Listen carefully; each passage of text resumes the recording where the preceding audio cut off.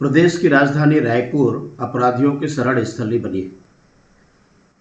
कुछ दिन पूर्व मुख्यमंत्री जी के द्वारा कानून व्यवस्था को लेकर के समीक्षा की गई। गृह मंत्री जी मौन साधे हुए हैं, लेकिन मुख्यमंत्री के समीक्षा का भी न पुलिस के ऊपर कोई असर है, न अपराधियों के ऊपर कोई असर है।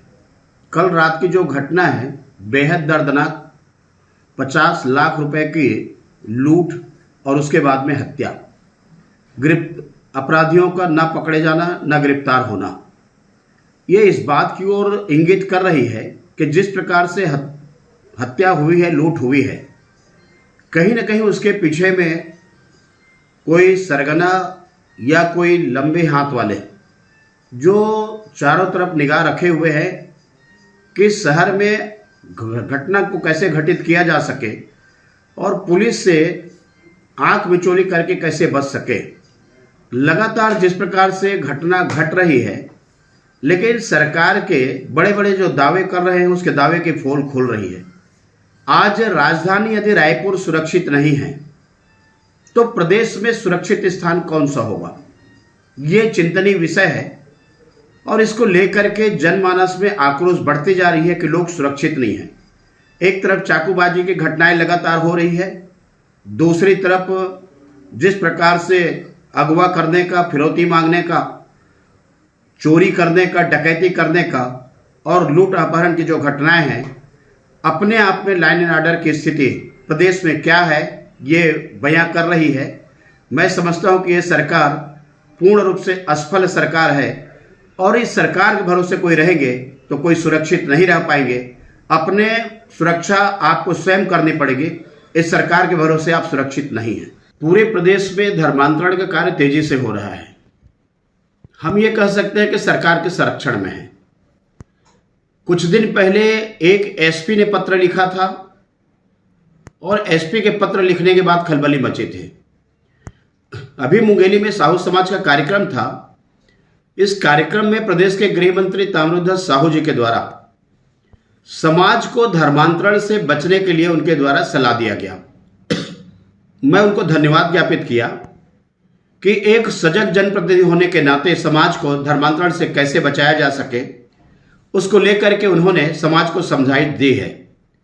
और जिस प्रकार से अब उस बयान से वो दाएं बाएं कर रहे हैं, मुझे लगता है दाएं बाएं उसको विचलित होने की आवश्यकता नहीं है। सरकार किसी के भी हो धर्मांतरण हो रहे हैं तो स्वीकार करना चाहिए। आपने अच्छा सलाह दिया है और इसलिए विचलित होने की आवश्यकता नहीं है, बल्कि आगे बढ़ करके इस कार्य को आपको आगे बढ़ना चाहिए। यह हम सब का दायित्व है कि धर्मांतरण के विषय में हम सब अपनी बात रखें, समाज को समझाइश दें, न केवल साहू समाज बल्कि सारे समाज में जब भी हम कार्यक्रम में जाए तो इस बात को रखें। आज गंभीर चिंता है इस बात को लेकर के कि जिस प्रकार से मैं कह सकता हूं कि सरकार के संरक्षण में धर्मांतरण हो रही है और इसीलिए जो धर्मांतरित करने वाले हैं उनके ऊपर कोई कार्रवाई नहीं होती। थाने में बैठा करके उनको चाय पिलाया जाता है, लेकिन जो शिकायत करने वाले जाते हैं उनको भगाया जाता है। प्रूफ देने की बात हुई थी, अनेक घटनाएं रायपुर की आई है, बाकी प्रदेश की आई है, लेकिन ये सरकार की इतनी साहस और हिम्मत नहीं है कि उसमें कार्रवाई कर सके। यदि हम समय रहते ऐसे लोगों के खिलाफ में कार्रवाई नहीं करेंगे, सरकार नहीं करेगी, तो लोग आज समाज में सुरक्षित नहीं है। ये केवल एक समाज की बात नहीं है, बल्कि सर्व समाज की बात मैं करता हूं कि सभी को आगोश में लेने के लिए ऐसे लोग तैयार बैठे हुए हैं जो लोभ है, प्रलोभन है, धन है और प्रताड़न, इन चारों प्रकार के हथकंडे अपना करके इनको जो दिग्भ्रमित कर रहे हैं और बरगला करके इसको धर्मांतरित कर रहे हैं, उनके खिलाफ में सख्ती से कार्रवाई होनी चाहिए। कांग्रेस के चिंतन शिविर में बहुत सारी बातें निकल करके आई है और उसमें एक महत्वपूर्ण आया है कि युवाओं के हाथ में बागडोर सौंपी जाए या इस मामले को लेकर के कि 23G कि उनको किस प्रकार से पद से पदच्युत किया जा सके।